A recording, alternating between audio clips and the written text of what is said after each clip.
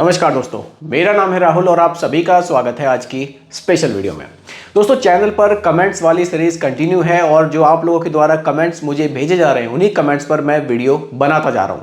तो अगर आपके मन में भी कोई डाउट हो किसी भी तरह का इन्वेस्टमेंट को लेकर और आप उसको डिस्कस करना चाहते हो मेरे साथ, तो आप लोग भी कमेंट मुझे कर सकते हैं। जैसे कि आज की वीडियो का जो टॉपिक है वो भी एक कमेंट के ऊपर ही है। एक मिस्टर प्रिंस करके एक चैनल से कमेंट है। सर, इनका कहना है कि सर प्लीज़ रिक्वेस्ट है कि एक वीडियो बना दीजिए ईटीएफ वर्सेस म्यूचुअल फंड के ऊपर। ईटीएफ में निवेश करें या फिर हम म्यूचुअल फंड में निवेश करें। हो सकता है कि काफ़ी लोग इस टॉपिक पर कंफ्यूज हों, क्योंकि कुछ लोग तो अभी ईटीएफ को जानते भी नहीं है। कुछ लोगों को लग रहा है एकदम से ये नई चीज़ मार्केट में क्या आई है, रिटर्न्स भी इसमें शानदार हमें देखने को मिल रहे हैं। तो ईटीएफ में निवेश करना चाहिए या म्यूचुअल फंड में निवेश करना चाहिए, कंफ्यूजन कहीं ना कहीं क्रिएट लोगों के मन में होता है। तो आज की वीडियो को देखने के बाद ये डाउट पूरी तरह से क्लियर हो जाएगा कि आपके लिए म्यूचुअल फंड ज़्यादा सही है या फिर आपको ईटीएफ में निवेश करना चाहिए। साथ ही साथ 3 ईटीएफ भी मैं आपको दिखाऊंगा जिनमें आप निवेश स्टार्ट कर सकते हैं। तीनों के तीनों ईटीएफ जो है अलग अलग कैटेगरी के होंगे, तो आप अपने रिस्क टॉलरेंस के हिसाब से एक ईटीएफ भी अपने लिए चूज कर पाएंगे। बाकी अगर आपको म्यूचुअल फंड में निवेश करना होगा तो म्यूचुअल फंड की तो मैक्सिमम वीडियो आपको मेरे चैनल पर देखने को मिलती रहती है। तो आइए बिना किसी देरी के वीडियो को जल्दी से स्टार्ट कर लेते हैं। देखिए, म्यूचुअल फंड क्या है, काफ़ी लोग वैसे इसको बेसिक से जानते होंगे। म्यूचुअल फंड क्या है, कैसे काम करता है, तो बात आज हम ईटीएफ की मेनली करना चाहते हैं। बाकी अगर म्यूचुअल फंड का थोड़ा बेसिक समझना चाहते हैं तो एक एएमसी कंपनी होती है, म्यूचुअल फंड कंपनी होती है। हम जो निवेश करते हैं वो पैसा उस म्यूचुअल फंड कंपनी के पास जाता है। वहाँ एक प्रॉपर फंड मैनेजर होते हैं जो हमारे पैसे को स्टॉक मार्केट में निवेश करते हैं। वहीं से हमें रिटर्न्स वो बना कर देते हैं। कुछ एक्सपेंस रेशो के लिए कुछ फीस होती है, एक्सपेंस रेशो के नाम पर वो फीस हमसे ली जाती है। बाकी इस तरह से ये म्यूचुअल फंड काम करता है। ठीक है, अगर मैं बात ईटीएफ पर करूँ, ईटीएफ क्या है? ईटीएफ एक्सचेंज ट्रेडेड फंड होते हैं। यहां भी देखिए जो पैसा है निवेश स्टॉक मार्केट में ही होता है। डिफरेंस क्या है, डिफरेंस को समझिए।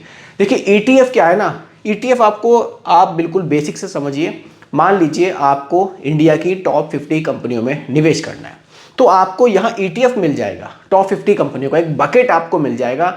आप उस ईटीएफ में पैसा निवेश करके सीधा टॉप 50 कंपनियों में निवेश कर पाएंगे। अब यहाँ सवाल ये उठता है कि ऐसे तो हम म्यूचुअल फंड में निफ्टी 50 इंडेक्स फंड में भी निवेश कर सकते हैं टॉप 50 कंपनियों में, तो फिर ईटीएफ में निवेश हम क्यों करें? ये एक बड़ा सवाल है और यही सवाल इन दोनों में आपके मन में जो दुविधा होगी डिफरेंस की, वो पूरी तरह से क्लियर होगी। देखिए, बिल्कुल सही है कि अगर आपको इंडिया की टॉप 50 कंपनियों में निवेश करना है, अगर म्यूचुअल फंड के थ्रू करेंगे तो निफ्टी 50 इंडेक्स फंड में कर सकते हैं। अगर ईटीएफ के थ्रू करना है तो आपको ये टॉप 50 कंपनियों का ईटीएफ भी मिल जाएगा। ठीक है, डिफरेंस यहाँ ये निकल कर आता है कि ईटीएफ में आपको खुद से मार्केट का जो टाइम होता है उस टाइम के दौरान आपको खुद से खरीदना होगा उस बकेट को, और जब आपको बेचना होगा तो आप खुद से बेचेंगे लाइव एनएवी पर। म्यूचुअल फंड में क्या होगा, आप एक एएमसी के थ्रू उन टॉप 50 कंपनियों में निवेश करेंगे। जब आप निवेश करेंगे तो वहाँ जो एनएवी होगी वो डे एंड पर आपको मिलेगी। इस चीज़ को ध्यान से समझिएगा। देखिए, मान लीजिए स्टॉक मार्केट में आज जो भी उतार चढ़ाव जो भी रहा, उसके बाद जब मार्केट क्लोज हो जाती है तब हमें एनएवी मिलती है। उस एनएवी पर ही आप खरीदते हैं, उस एनएवी पर ही आप बेचते हैं। ठीक है, लेकिन अगर आप ईटीएफ के थ्रू निवेश कर रहे हैं तो ईटीएफ में क्या होगा, सब कुछ आपके सामने लाइव होगा। मार्केट टाइम के दौरान आपने देखा कि इस समय मुझे ये वाला ईटीएफ कम रेट पर मिल रहा है, तो आप उसको खरीद सकते हैं। उसी मार्केट टाइम के दौरान ही अगर आप चाहते हैं उसको सेल करना तो भी आपको खुद से ही करना होगा, आप उसको सेल भी कर सकते हैं। मेनली ये डिफरेंस होता है। यहाँ म्यूचुअल फंड में प्रॉपर एक फंड मैनेजर भी होते हैं जो आपको, या एएमसी कंपनी की जिम्मेदारी होती है, आप ये कह लीजिए, जो भी आपको खरीदना बेचना है।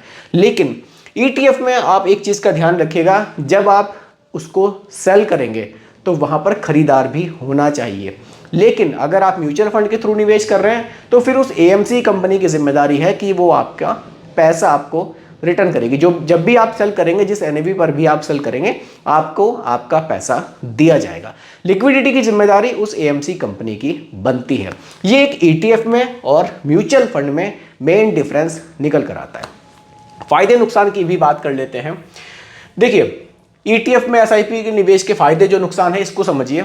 देखिए, अगर आप म्यूचुअल फंड में निवेश कर रहे हैं, म्यूचुअल फंड के थ्रू निवेश कर रहे हैं, प्रॉपर एक फंड मैनेजर है वो आपके पैसे को निवेश कर रहे हैं, तो आपको बहुत ज़्यादा कुछ यहाँ सोचने की जरूरत नहीं है, क्योंकि उस काम के लिए एक प्रॉपर फंड मैनेजर आपको मिल गए हैं। अगर आप ETF के थ्रू निवेश कर रहे हैं तो यहाँ आपको मार्केट की थोड़ी सी नॉलेज होनी चाहिए। अगर आपको मार्केट की नॉलेज है तो आप म्यूचुअल फंड के मुकाबले यहाँ ज़्यादा रिटर्न्स बना सकते हैं, क्योंकि यहाँ सब कुछ आपके हाथ में होगा।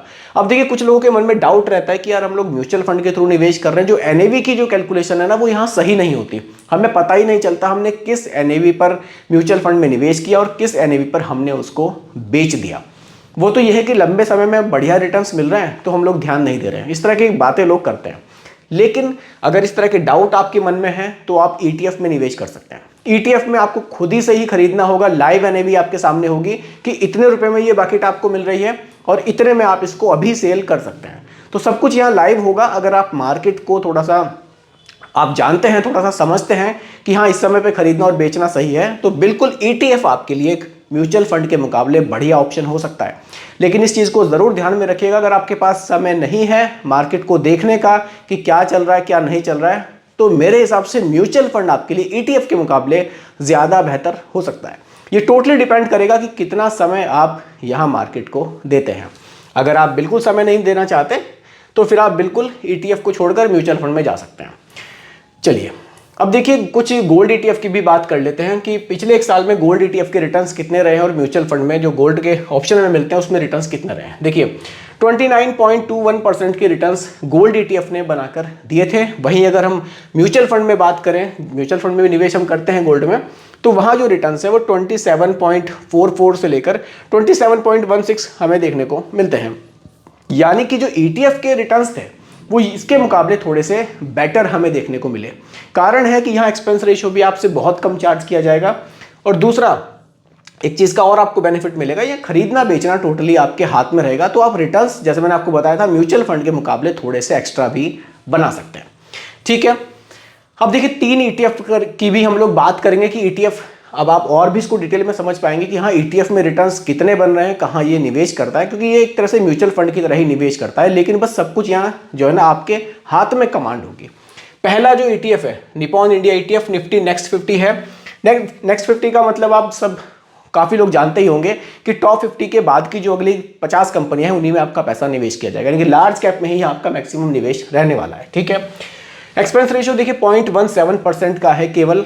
फंड साइज 5482 करोड़ का है और इन सेक्टर्स में आपका पैसा निवेश किया जाएगा। बाकी रिटर्न्स की अगर मैं बात करूं, पिछले एक साल के रिटर्न्स 14% से ज़्यादा हमें देखने को मिले हैं।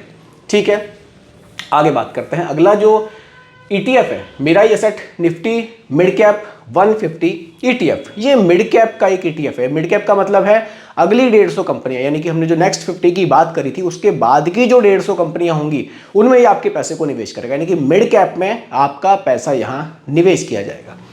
ठीक है, अगर यहां आप रिटर्न्स देखें तो पिछले एक साल के जो रिटर्न्स हैं वो लगभग 12% के हमें देखने को मिले हैं। बाकी 970 करोड़ रुपए का यहाँ हमें फंड साइज देखने को मिलता है और IT, finance, pharma, bank, health care जैसे सेक्टर्स में ये आपके पैसे को निवेश करता है।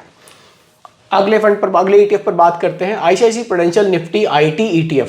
ये IT सेक्टर का एक ETF है, यानी कि जो आपका पैसा है, टोटली आपका पैसा IT सॉफ्टवेयर से जुड़ी हुई जो कंपनियां हैं उन्हीं में आपका पैसा ये निवेश करेगा। अगर हम इस ETF के रिटर्न्स की बात करें तो पिछले एक साल के जो रिटर्न्स हैं वो 21.97 यानी कि लगभग 22% के रिटर्न्स इस ETF ने पिछले एक साल में अपने इन्वेस्टर्स को बनाकर दिए हैं। तो दोस्तों ये 3 ETF थे जो जस्ट मैं एग्जांपल के लिए आपके सामने लेकर आया था, ताकि आपको क्लियर हो सके कि हाँ किन ETFs में रिटर्न्स बढ़िया बन रहे हैं और किस तरह से रिटर्न्स यहाँ जनरेट होते हैं। ठीक है, तो दोस्तों अगली जो वीडियो है वो गोल्ड ETF के ऊपर मैं लेकर आऊँगा जल्दी, क्योंकि इसके लिए कमेंट आ रहे थे कि सर गोल्ड ETF के ऊपर वीडियो बनाइए। तो थोड़ा सा वेट कीजिएगा, 1 या 2 दिन में आपको गोल्ड ETF के ऊपर एक प्रॉपर वीडियो मिलेगी, ताकि जो ETF वाला आपका टॉपिक है, वैसे तो काफ़ी हद तक मैंने कोशिश की है कन्फ्यूज़न दूर करने की, फिर भी कुछ बाकी हो तो यहाँ से ये पूरा ही टॉपिक आपका क्लियर हो जाएगा। आप समझ पाएंगे किस तरह से हम लोग गोल्ड में अगर निवेश करना चाहते हैं ऑनलाइन तो किस तरह से हम ETF के थ्रू निवेश कर सकते हैं, किस तरह से यहाँ रिटर्न्स बनते हैं। तो दोस्तों यही आज की वीडियो का टॉपिक था। उम्मीद करता हूं कि टॉपिक आपको पूरी तरह से क्लियर हुआ होगा। बाकी रिकमेंडेशन नहीं है, केवल एजुकेशनल पर्पस वीडियो आप लोगों के लिए बनाई गई है। वीडियो पसंद आई हो लाइक कीजिएगा, चैनल पर नए हैं सब्सक्राइब भी जरूर कीजिएगा। धन्यवाद।